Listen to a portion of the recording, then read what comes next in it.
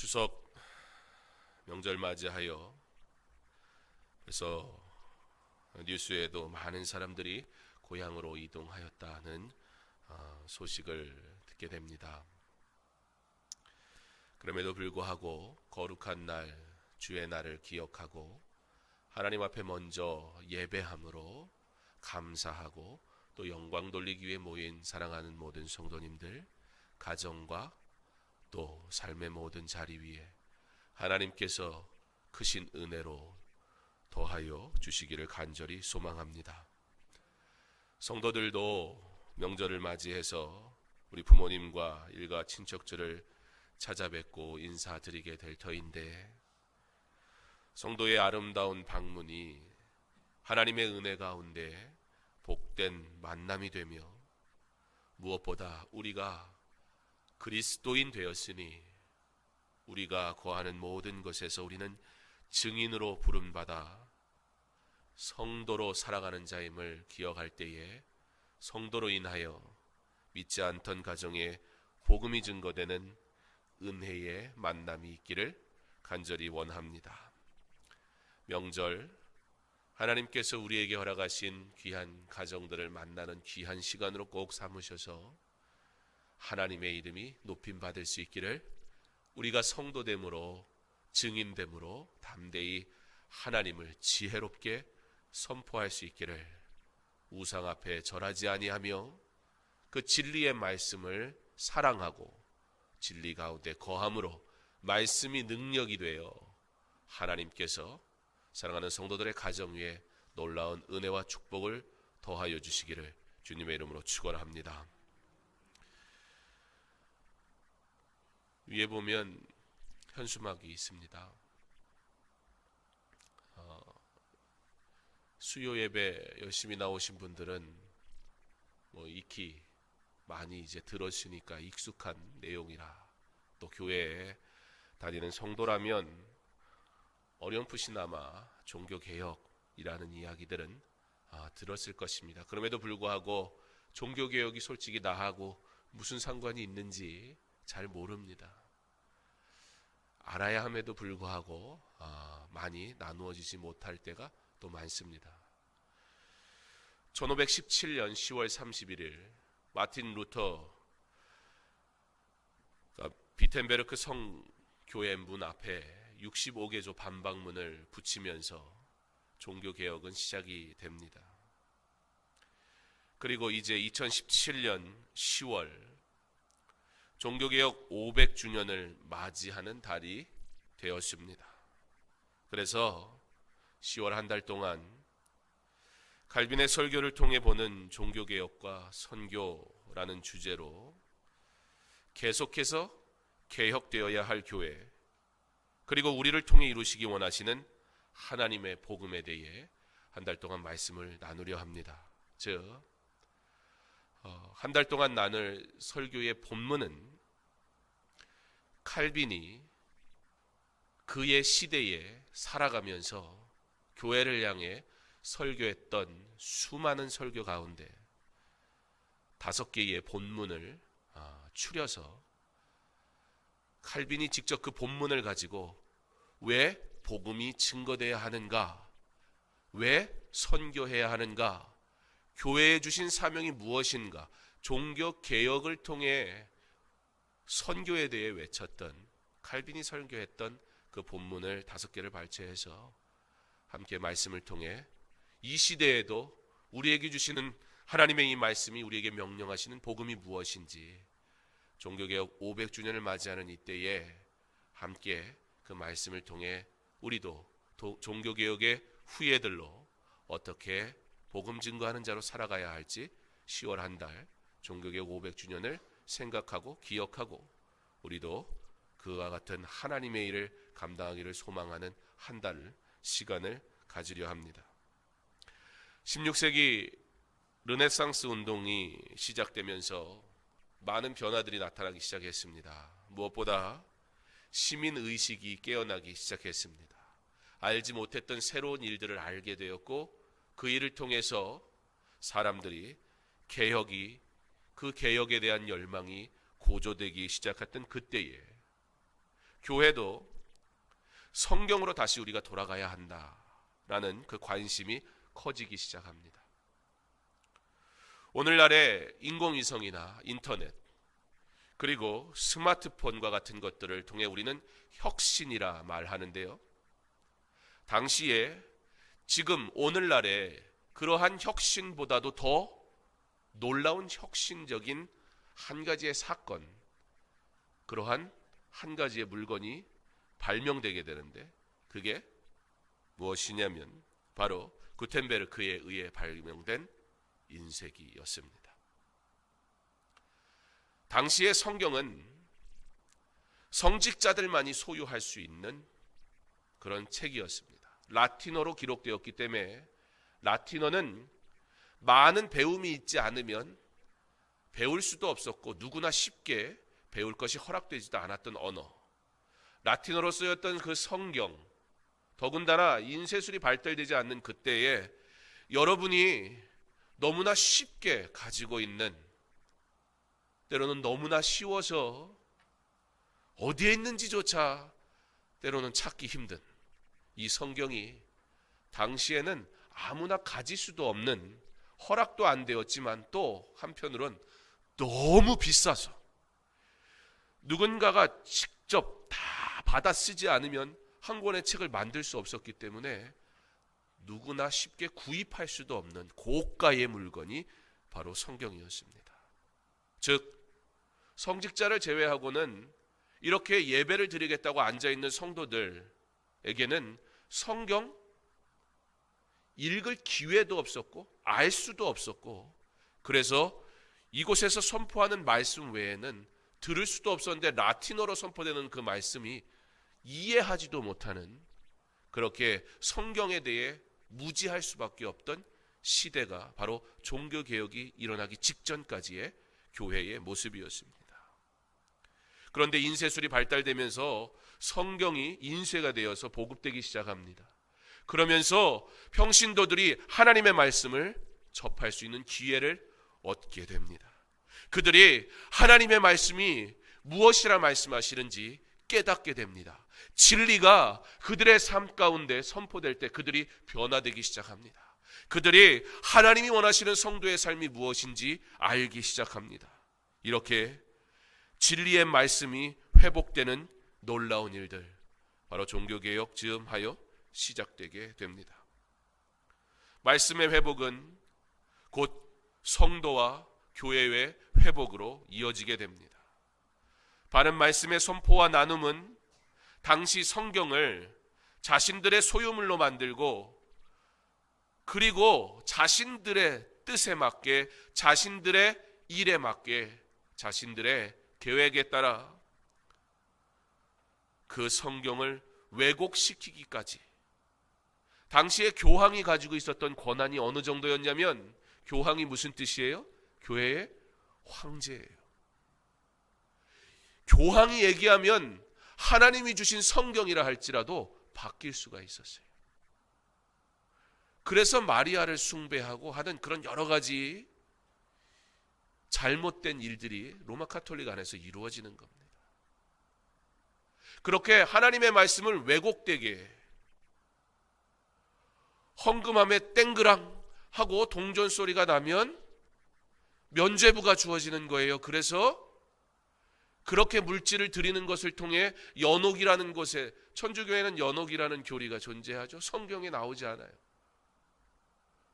연옥이라는 곳에 있다가 땡그랑 떨어지면, 그러면 그것에 의해서 천국에 못 가고 연옥에 있던 사람들이 천국에 올라간다. 이런 식으로 교회가 부패하기 시작하면서 성전을 화려하게 짓기 시작하는 데만 급급한 나머지 돈에 눈이 멀고, 성경을 평신도들이 볼 수 없었기 때문에 얼마든지 성직자들에 의해서 성경이 왜곡되기 시작하면서 교회는 부패의 끝을 달리기 시작합니다. 이때 인쇄술을 통해 성경이 보급되면서, 그리고 당시에 사제들 가운데 말씀을 읽을 수 있었던 자들, 특별히 마틴 루터를 통해 오직 의인은 믿음으로 말미암아 살리라는 로마서의 말씀을 읽고는 하나님의 은혜로 구원받는 하나님의 자녀라는 그 말씀 앞에 그가 비텐베르크 성, 교회에 있는 문 앞에 95개조 반박문을 쓰게 되면서 종교개혁은 그렇게 시작되게 됩니다. 물론 성경을 자신들의 소유물로 여겼던 로마 가톨릭 교회는 그와 같은 행동을 용납할 수도 없었고 적극적으로 탄압하기 시작합니다. 번역된 성경을 수거해서 불태우기 시작했고, 윌리엄 틴데일과 얀 후스 같은 그러한 종교개혁 시작 이전에 이미 개혁을 외치며 말씀으로 돌아갈 것을 외쳤던 사람들을 잡아 죽이는 수많은 사람들의 순교가 있게 되며, 그 이후 그 모든 일들은 종교개혁으로 이어지게 됩니다.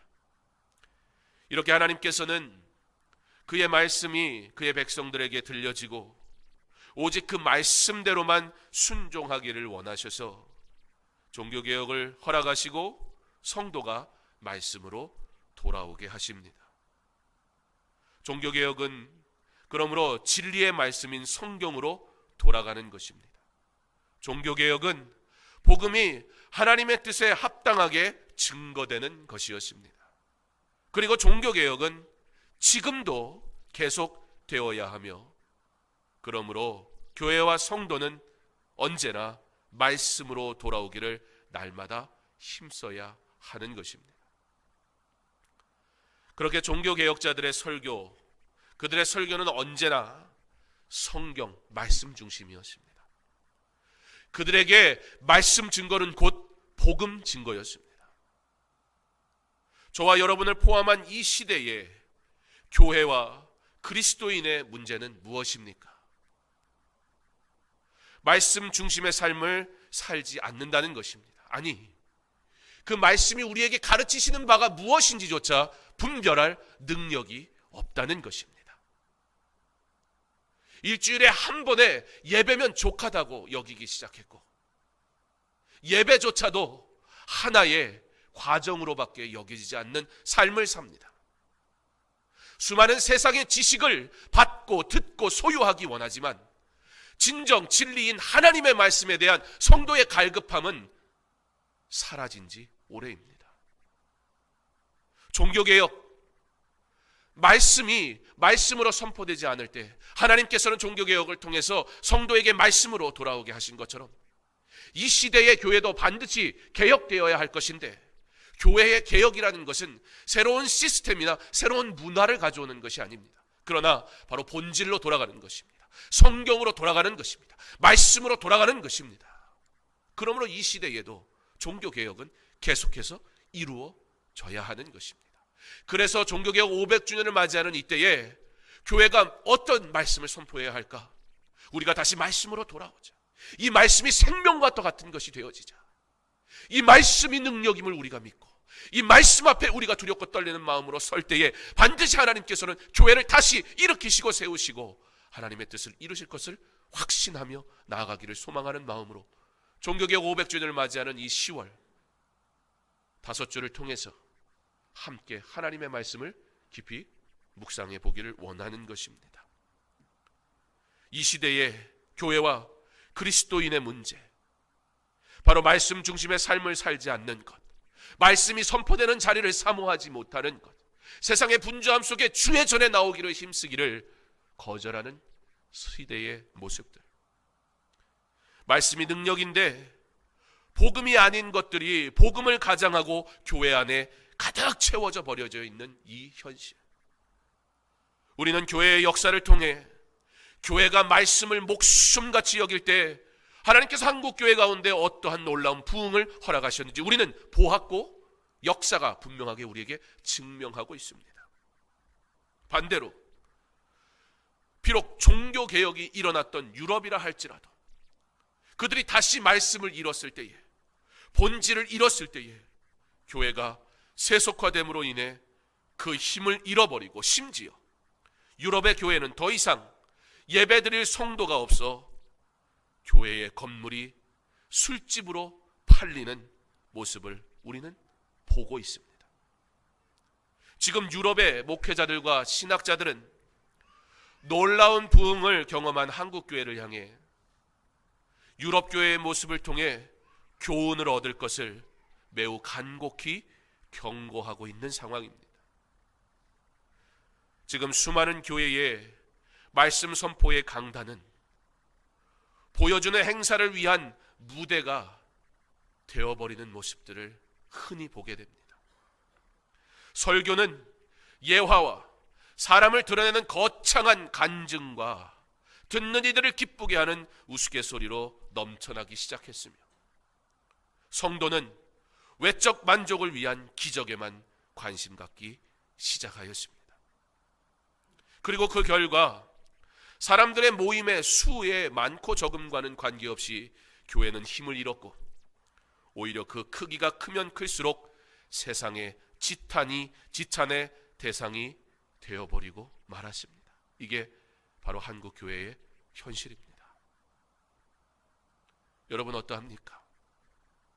여러분은 여러분의 교회를 어떻게 소개하고 여러분은 여러분의 교회를 어떻게 자랑합니까? 그리스도인으로 살아가는 성도 여러분, 여러분은 이 시대의 성도로서 세상이 교회를 향해 지탄할 때 그것이 복음을 전하다가 받는 십자가라면 상관없는데, 말씀을 잃어버리고 성도가 성도로서의 정체성을 잃어버린, 그래서 세상을 향해 손가락질 당하는 우리의 모습, 과연 우리는 이 본질로 돌아가기를 힘쓰고 있는지, 교회는 이 말씀을 진정 사모하고 사랑하고 있는지 우리는 다시 한번 종교개혁 500주년을 통해 생각해 보아야 할 것입니다. 칼빈은 오늘 본문인 디모데후서 1장 8절로 9절 말씀을 통해 The Call to Witness 라는 제목으로 오늘 우리는 증인으로서의 부름이라 이렇게 번역을 했는데요, 복음 증거의 사명이 바로 말씀 중심의 성도에게 있음을 선포하고 있습니다. 그는 이렇게 그의 설교 가운데 이렇게 이야기합니다. 복음에서 하나님의 영광과 위엄을 나타내 보이시지만 인간들은 감사치 아니한다.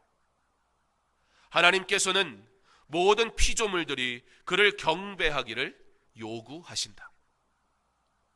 만약 복음이 선포되지 않는다면 그것은 예수 그리스도는 죽어 장사되어 무덤 속에 아직도 있다고 말하는 것과 같은 것이 된다.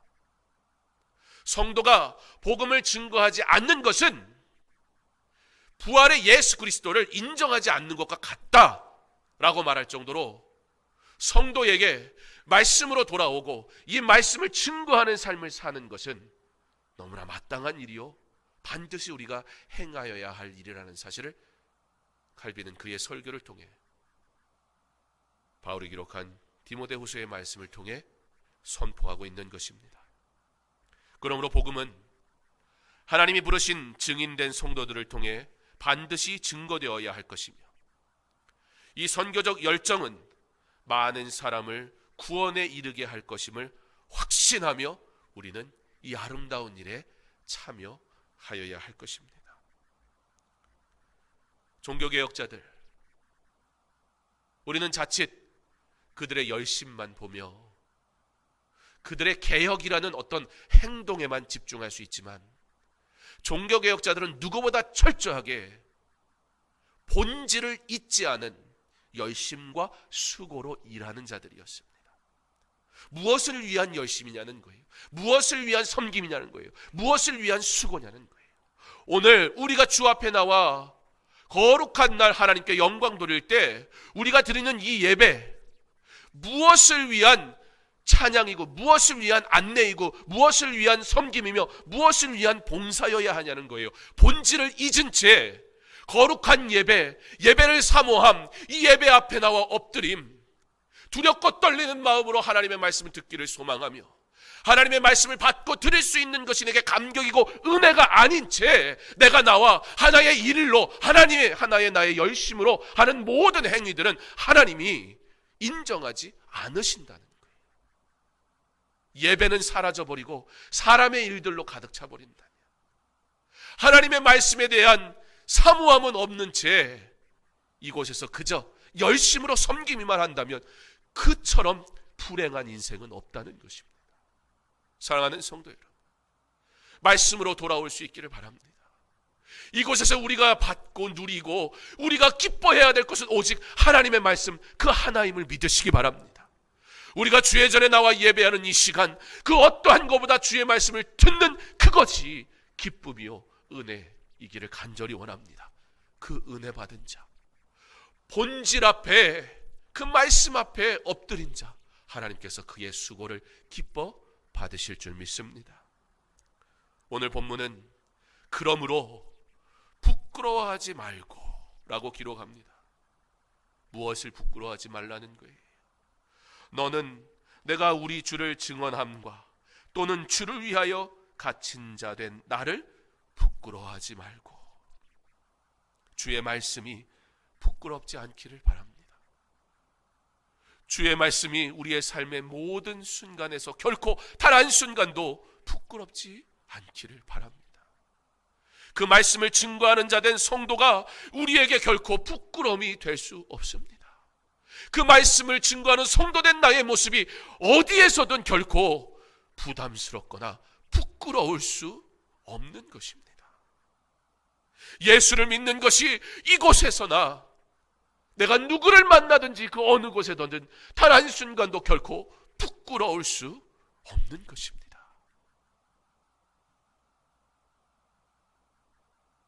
하나님의 능력으로 무장되어 담대하게 주를 자랑하고 복음을 선포하는 사명을 감당하는 것, 그것이 저와 여러분에게 주신 하나님의 은혜인 줄 믿으시기 바랍니다. 그리고 말씀이 내 삶의 중심이 될 때, 내가 진정 본질로 하나님의 말씀으로 돌아올 때 우리는 그 말씀으로 인하여 능력받아 능히 감당하고도 남는 은혜가 있을 줄 믿습니다. 하나님이 우리를 구원하사 거룩하신 소명으로 부르심은, 복음 증거의 소명은 곧 우리가 구원받음에 대한 확실한 보증이 되는 것입니다. 이 소명을 받았다는 것, 내가 복음을 증거하고 있다는 것, 이게 무슨 뜻이냐면 내가 구원받았어요. 내가 영원한 생명을 얻었어요. 이 세상 나그네 인생 잠시 살지만 내가 영원히 저 천국에서 살 것을 내가 믿습니다. 이 확신이 있는 자들이 할 수 있는 게 무엇이라는 거예요? 복음 증거라는 거예요. 그러므로 복음을 증거하고 있습니까? 그렇다면 내가 구원의 확신이 있습니다라고 선포하고 있는 것입니다. 그러므로 결코 이 복음을 부끄러워하지 마세요. 결코 이 복음이 여러분의 삶에 그 어떤 자리라 할지라도 부끄러움이 되게 하지 마세요. 그러나 이 복음을 사랑하세요. 지금도 종교개혁은 계속 이루어져야 합니다. 어떻게 해요? 우리가 다시 말씀으로 돌아옴으로 인하여 이 말씀 앞에 돌아오는 주의 놀라운 은혜가 있기를 간절히 원합니다. 칼빈은 그의 설교에서 만일 우리가 하나님이 귀하게 여기는 자들을 경멸한다면 그것은 마치 우리가 하나님 자신을 경멸하는 것이나 다름없다. 하나님은 하나님 나라로부터 쫓겨난 자, 곧 불신자들의 구원을 위해서 우리가 얼마나 간구하며 선교적으로 노력하는 바로 그만큼에 비례해서 세상 모두 구원 얻게 하시는 분이다 라고 선포합니다. 우리에게 이 복음의 사명이 있음을, 또한 이 복음을 위해 수고하는 선교사, 목회자, 그리고 모든 복음 증거하는 성도들을 위하여 우리가 기도하고 협력하는 것은 종교개혁 500주년을 맞이하는 이때에 무엇 거창하게 무엇하는 것이 아니라 말씀으로 돌아오며 이 복음을 증거하는 자들을 자랑하고 나 또한 이 복음을 증거하는 곧 구원의 확신을 가지고 살아가는 자 되는 것, 그것이 바로 종교개혁 500주년을 바르게 맞이하고 종교개혁 500주년에 합당한 삶을 사는 성도임을 믿으시기 바랍니다. 사랑하는 성도 여러분, 이 복음의 일에 하나님께서 저와 이 여러분을 증인으로 부르셨습니다. 이 복음이 불편하거나 부끄럽지 않기를, 그러나 나의 전부이며 나의 자랑이 되어 하나님의 구원의 일에 믿음으로 동참하는 복음 증거의 소명을 통해 구원의 확신을 누리며 살아가는 저와 여러분 될 수 있기를 소망합니다.